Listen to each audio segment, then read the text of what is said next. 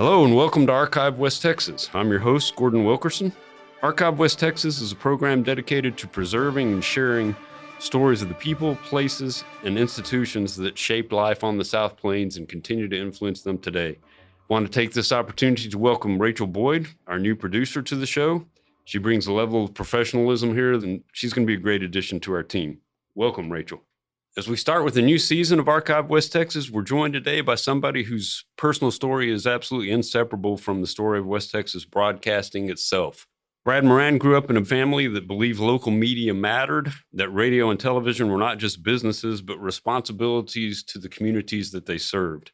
Brad's father, Ray, helped launch a small UHF television station here in Lubbock, Channel 34, which would later become a Fox affiliate. Brad started out sweeping floors, worked his way behind the microphone, learned sales and management on the fly, and eventually helped build one of the most significant locally owned broadcast groups in the region. Today, Brad continues that legacy through local radio, including our station, Classical 105.7, the home of Archive West Texas, and also through civic investments that are shaping downtown Lubbock and the community's future.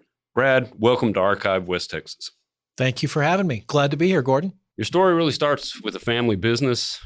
Take us back to the early days. I know you were born in Lubbock, grew up in Albuquerque. Take us back to the early days of the Moran family and how your parents got involved in broadcasting. My dad grew up and my mother in Paris, Texas, and they moved to Lubbock to kind of get started.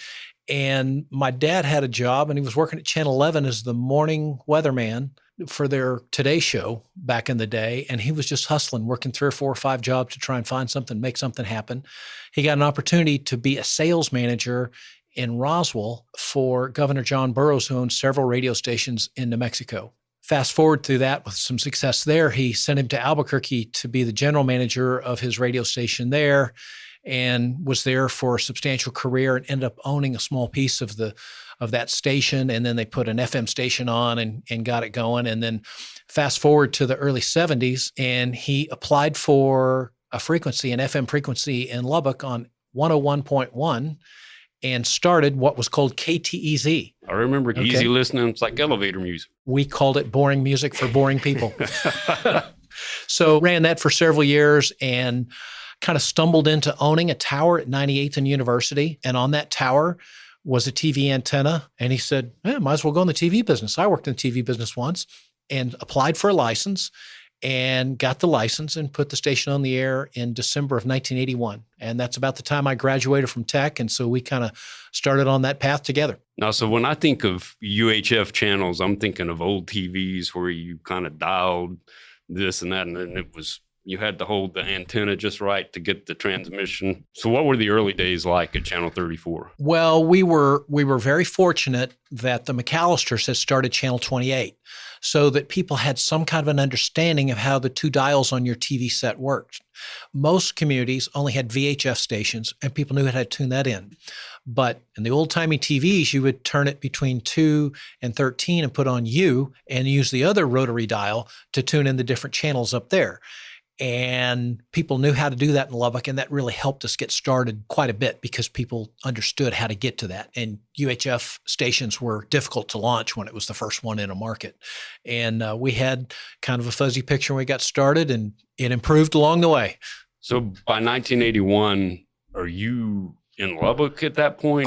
I'm about to graduate from tech. Right. And had started working at the station right when we got started. December 11th, 1981 was our first broadcast, and we ran Rio Lobo from John Wayne, and it was very red, didn't look very good, but we got on the air and we got started. That was our first pass at trying to get on the air and broadcast what was becoming independent television, which they were popping up all across the country. So where were your offices and how many people did you start with? Well, we had 10 or so people.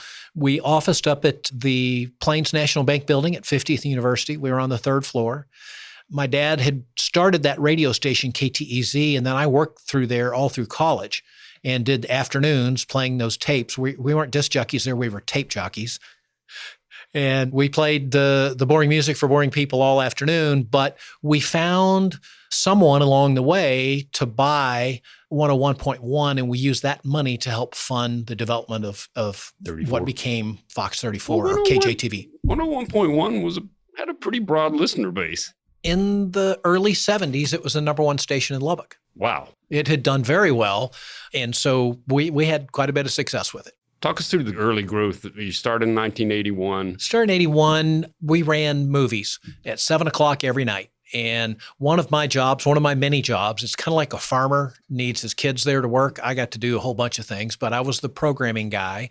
I was the sales manager for national and regional sales and anything else that came up along the way. So we would program movies and schedule them out. We quickly learned that Westerns were huge. This was back in the day of going to Blockbuster Video to pick up videos, but we would run a Western and we would easily get what was called a 10 rating, which would be 10% of the people in the area would tune in to our movie.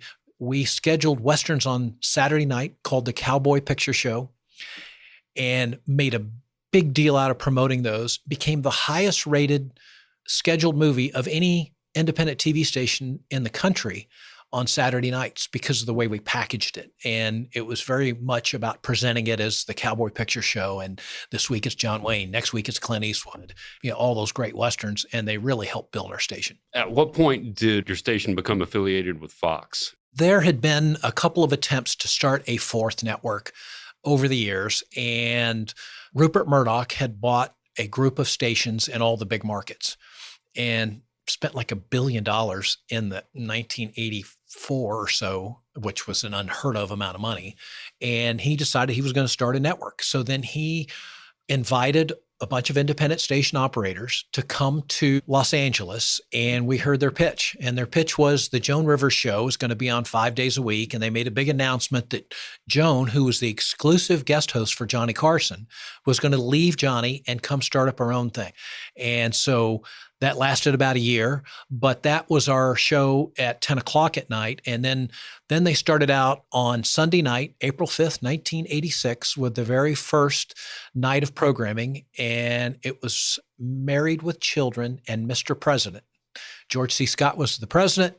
Married with Children, this show that everybody's familiar with. And they quickly learned that something that was a little louder, a little boisterous, that kind of stood out, The Simpsons, shows like that, that's what really worked on Fox. And so Fox came along, grew in the late 80s. And these shows were a little bit edgy or pushing the envelope a little bit. They're nothing compared to what it is today. No, but yes, they were. They had to be a little louder and stand out and make an impression in somebody's mind. But what really, really changed our whole dynamic was in December of 1994.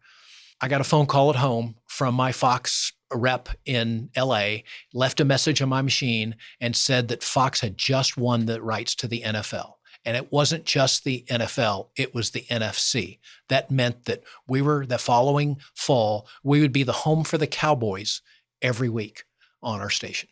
Which probably takes things to a completely different level. It was unbelievable, the difference. We spent quite a bit of time trying to figure out how to maximize that and really make hay with it. There were lots of things that happened in the television business that weren't taking place for the NFL. It just kind of carried itself. We made a big deal of it, wrapped our whole station around it. We became the Cowboy station, and it was huge, the difference. Probably generated $1 million a year in revenue back then for us, of incremental revenue. Wow. We're visiting today with Brad Moran. I want to remind our listeners that if you have a suggestion for future guests on Archive West Texas, please email us at info@classical1057.org. We'll be right back with Brad.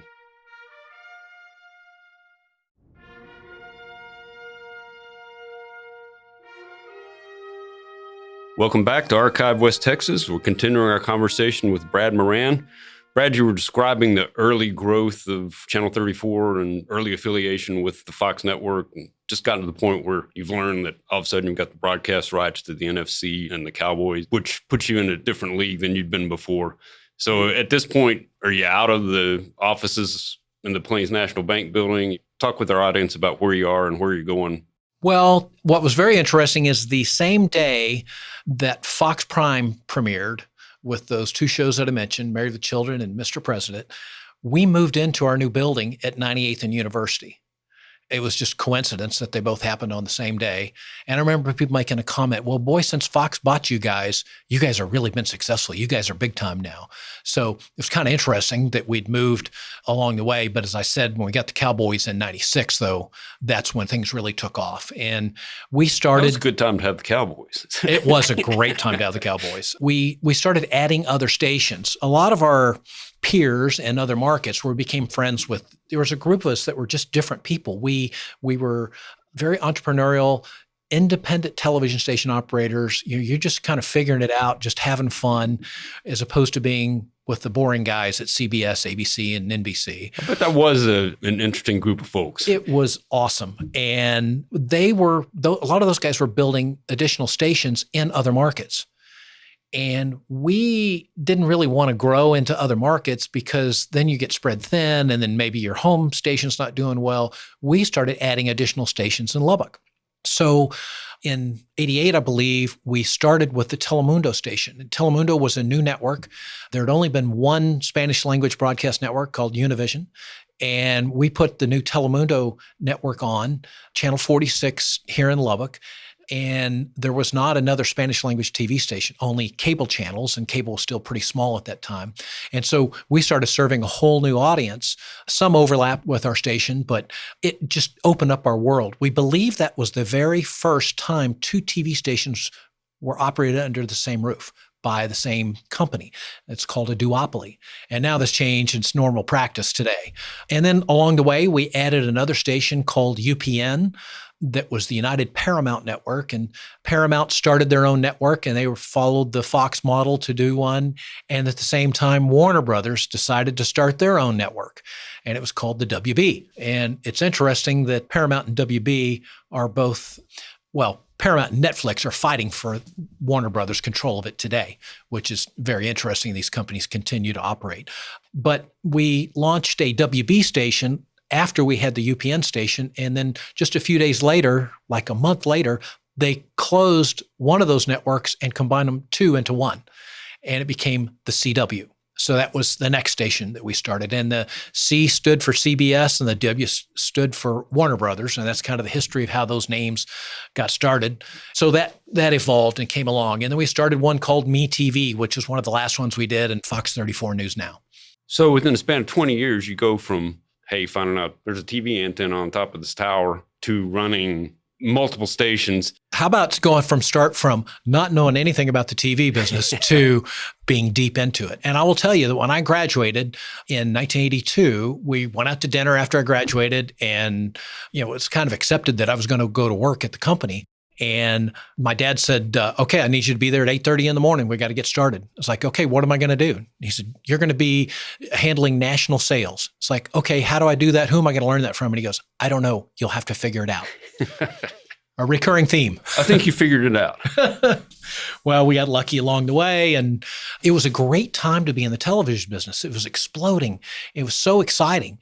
But as a small upstart, you're actually capitalizing on that explosion where your traditional network affiliate, your NBCs, your CBSs, your ABCs even, seems like they're not able to do that. Well, we were able to make more of a splash, I think, and we weren't kind of the staid old guys. And so we really took full advantage of that, of being kind of the upstart and trying to do something different and create an image in people's mind, because you're creating a brand that just didn't exist before. So how'd you get back into radio?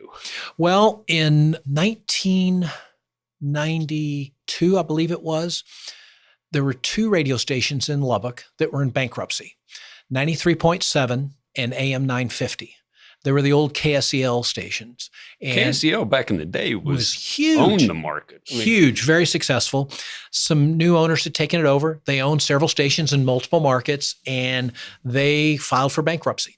And it was being administered by a judge down in Midland. We went down, and there was 5 or 6 people that went into a side room in the courtroom, and a lawyer held an auction, and everybody just went around and said, what do you bid? What do you bid? What do you bid? And we ended up being the high bidder and ended up with the stations.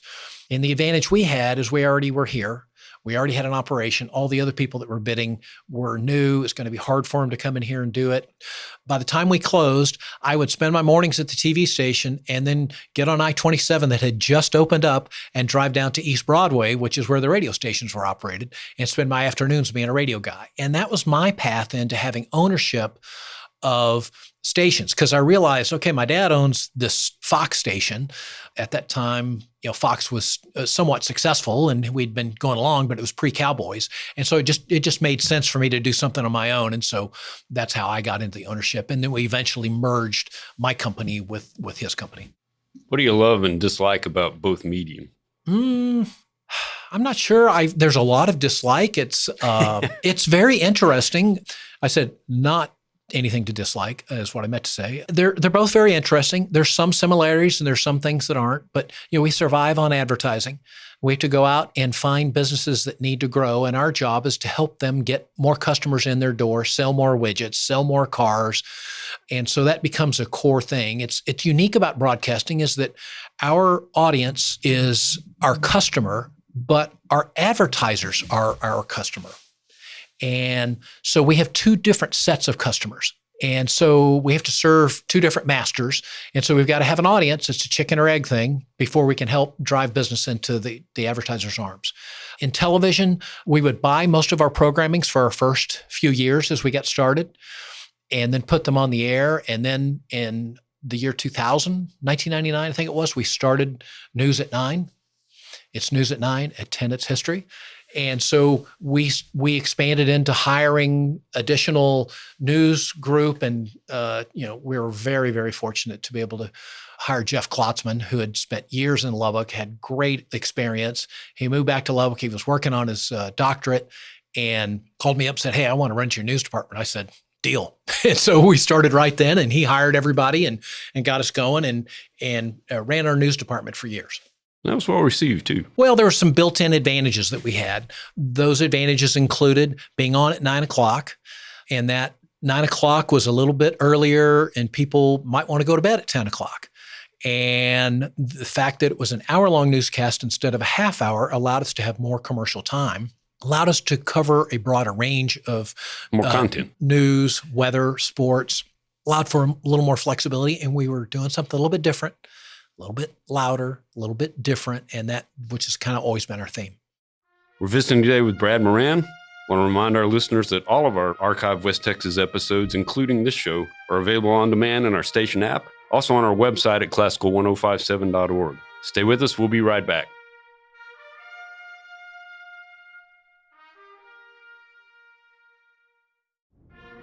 Welcome back to Archive West Texas. We're continuing our conversation today with Brad Moran. Brad's walked us through his family's acquisition of radio stations early in Lubbock and also the genesis of Fox 34. Brad, talk a little bit more about how you grew the radio side of the business and what you've got going on down here today at 620 Avenue O. Well, we were in the radio business, and it was kind of a side hustle for me. And always had somebody in there running it generally over the course of the years. And I kind of ran the TV stations, and then opportunities came along. There'd be a station that was in bankruptcy or not doing well, or a new station that needed to be built. And kind of our specialty, if you'll see a theme, every station that we've owned, we've started from scratch. And there's not many people that have done that. Most people will acquire a station and build it, fix it up, and do something with it. So our role's a little bit different. And so I kind of enjoy that, create something new. And so we acquired other frequencies along the way. We had 93.7. We acquired 104.3, which later became 106.5, which is where Magic, which is the Tejano station, which was the original format that we had that was super successful, did great for us. And it's an institution in our community. Then we acquired 97.3, and it became Double T 97.3. And 2009, we acquired the rights to the Tech football product, and we made a huge commitment to sports. We have 2 full-time sports stations that we're talking about sports in Lubbock from 6 a.m. to 6 p.m., 5 days a week. That's more than most markets 3 times our size in terms of doing local sports talk, but it's something that's really worked well for us. ESPN at a local level. Yes. And then we've also have another station, 107.7, which was a station to acquire the frequency. We had applied for it at the FCC. It got stuck at the FCC. And then after it had been sitting there for 5 or 10 years, we called up the FCC and said, are you guys ever going to deal with this? And they were like, oh my gosh, we're so sorry. We kind of lost this, and we're going to have an auction and let you guys bid on it. And so we bid on it and were able to acquire that license. And so the government allows us to have 4 FM stations is the maximum we can have according to their rules. And so in fast forward to today, in 2023, the frequency for 105.7 became available. And it had a format on it that we liked. It was a commercial format called the Red Dirt Rebel. And we ended up acquiring the station and moved that format onto our frequency, 107.7. And then we had to acquire 105.7 into a new company. The FCC wouldn't allow us have a 5th commercial radio station, but they would let us start a nonprofit radio station, Classical 105.7. So we operate out of our building with this nonprofit station that relies on contributions from foundations and individuals and support and underwriting from local businesses that are very interested in classical music. And so it's been a whole new learning curve. And again, we started a new station from scratch that didn't exist. And it was after some classical music had left the airwaves in Lubbock. And so people came to see us and said, hey, can you help us figure this out? It kind of planted a seed. And a few years later, we're in the classical music business. There you go. Talk about the new antenna that you built. Well, we built a tower out at 98th and University, and we'd had one there that my dad had acquired in 1971, which it allowed us to put 101.1 on the air. And that's the one I said earlier that had the Channel 34 antenna on the top. And then in 2006, we had to convert from analog TV to digital TV. Remember, we had the converter boxes, everybody had to buy new TV sets. Well, the old tower couldn't support an additional antenna on there, so we had to build a new tower. So we built the tallest structure on the South Plains. It's 975 feet. We have multiple radio stations. All of our radio stations, even some others, are on there. It's like a shopping center, but with just antennas on it. And the TV stations were on there too. And we're able to put our new digital signal on from there in 2006. And then 2009, we shut down the old analog TV system when there was the FCC ordered them off the air. How did you decide to exit the television business? Well, we were very fortunate. We had our best year ever in 2019, and we were approached by Gray Media, and Gray owns Channel 11 here in town. And their development person that helps them grow and decide to expand into other stations was a former attorney of ours. And so I trusted him greatly. And he called me up and he said, hey, we want to talk about buying your station. This was June of 20, right in the middle of COVID. And I said, I'd be interested in talking about that because I've been doing this for almost 40 years. But with COVID on right now, and we had our best year in 2019, I don't want to sell anything where we have devalued assets. He said, well, why don't we do it based on your 2019 performance? And I just kind of got a sparkle in my eye and said, okay, let's talk. And so we were able to put it together, started conversation in June of 20. We announced the acquisition after doing lots of legal work in October of 2020 and closed on December 31st of 2020, which was 5 years ago and a few days as we record here in January 26th. Thanks for talking us through the history of your family's work in broadcasting. In addition, you guys have been incredibly civic-minded throughout the years. Tell us a little bit about what you're working on these days. I know you're chairing the downtown park, but talk about your civic involvement. Well, as a broadcaster, we're licensed to serve our community. We don't own the frequency Channel 34. We don't own the frequency 105.7. We're licensed by the federal government to use it to serve our community. So we really take that to heart, and that's important. So I've been involved in a million things, and we're talking about the Arts Festival upcoming in April. Chaired that with Beverly Macbeth years ago. Was in Rotary, been involved with the food bank and a number of nonprofits. And Robert Taylor asked me to get involved with the downtown park and asked me to chair fundraising for that back in 22, I guess. And so kind of got started in 23 trying to raise money. And they had this simple vision of let's build a downtown park, had some design plans done. Turned out it was going to be very expensive to build. And so we're about to start, we've had a groundbreaking, we're about to start building a park that's going to be a $12 million park in downtown, but it's not going to be like parks you normally think of. It's going to have a stage. It's a covered stage. It's well lit. It has grass. It has rock climbing areas, has bathrooms, has shade structures. There'll be gaming tables. There'll be places for food trucks to park. So hopefully there'll be lots of events in the park. There'll be lots of activities and, pretty spring day, go out to the food truck, sit out on some grass in downtown and have your lunch. And maybe there'll be a lunchtime concert out there. So I'm really excited. I think it changes the dynamic for downtown.